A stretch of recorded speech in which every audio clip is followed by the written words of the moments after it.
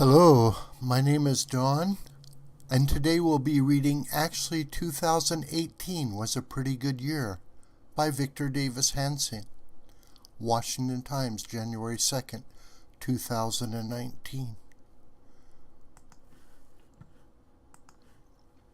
The year 2018 will be deplored by pundits as a bad year of more unpredictable Donald Trump. Headlined by wild stock market gyrations, the melodramas of the Robert Mueller investigation, and the music chair tenures of officials in the Trump administration. The government is still shut down. Talk of impeachment by the newly Democrat-controlled House of Representatives is in the air. Seemingly everywhere and every day there are sensational breakthroughs, scandals, and bombshells that race through social media and the internet, only to be forgotten by the next day. In truth, aside from the Washington hysterias, 2018 was a most successful year for Americans. In December, the United States reached a staggering level of oil production, pumping some 11.6 million barrels per day. For the first time since 1973, America is now the world's largest oil producer. Since President Trump took office, the United States has increased its oil production by nearly 3 million barrels per day, largely as a result of fewer regulations, more federal leasing, and the continuing brilliance of American frackers and horizontal drillers. It appears that there is still far more oil beneath U.S. soil than has ever been taken out. American production could even soar higher in the months ahead. In addition, the United States remains the largest producer of natural gas and the second greatest producer of coal. The scary old energy-related phraseology of the last half-century, energy crisis, peak oil embargo, no longer exists. Near total energy self-sufficiency means the United States is no longer strategically levered by the Middle East, forced to pay exorbitant political prices to guarantee access to imported oil, or threatened by gasoline prices of $4 to $5 per gallon. The American economy grew by 4.2% in the second quarter of 2018, and by 3.4% in the third quarter. American GDP is nearly 1.7 trillion larger than in January 2017, and nearly 8 trillion larger than the GDP of China.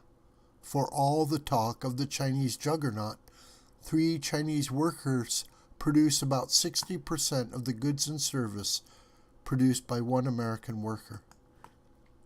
In 2018, unemployment fell to near record peacetime low of 3.7%. That's the lowest U.S. unemployment rate since 1969. Black unemployment hit an all-time low in 2018.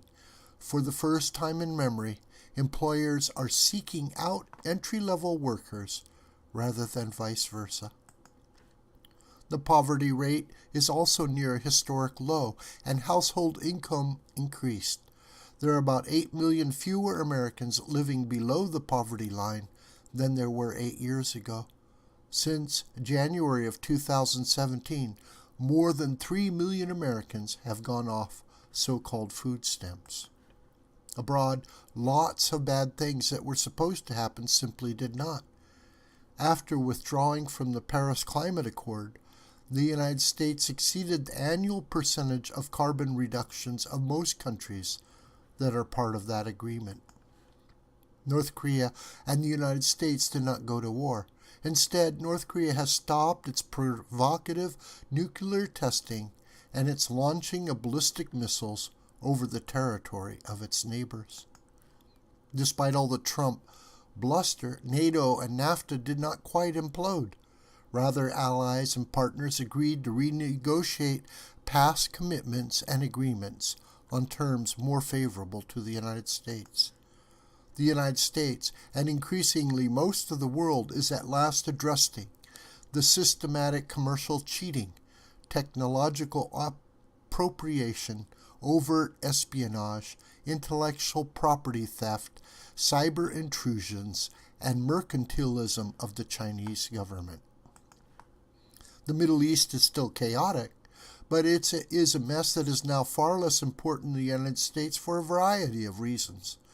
Energy-wise, America is not dependent on oil imports from corrupt Gulf monarchies or hostile Islamic states. Strategy-wise, the new fault lines are not Arab and Islamic cultures versus Israel or the United States. Instead, it is internecine strife within the Islamic world, mostly with Iran and its Shiite satellites opposing the Sunni Arab monarchies and more moderate Middle Eastern regimes. For all the pro- and anti-Trump invective and media hysteria, the Brett Kavanaugh confirmation circus, and the bitter midterm elections, the United States was relatively calm in 2018 compared with the rest of the world.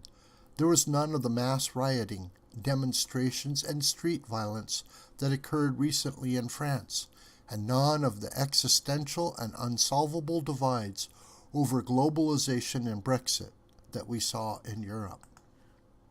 Europe's three most powerful leaders, Angela Merkel of Germany, Emmanuel Macron of France, and Theresa May of the United Kingdom, have worse approval ratings than the embattled Donald Trump. In sum, the more media pundits claimed that America was on the brink of disaster in 2018, the more Americans became prosperous and secure. This video is a production of the School of the White Crane. My name is John Brooker. Please subscribe to this YouTube channel and share this video with family and friends and on social media. May God richly bless you, my beloved.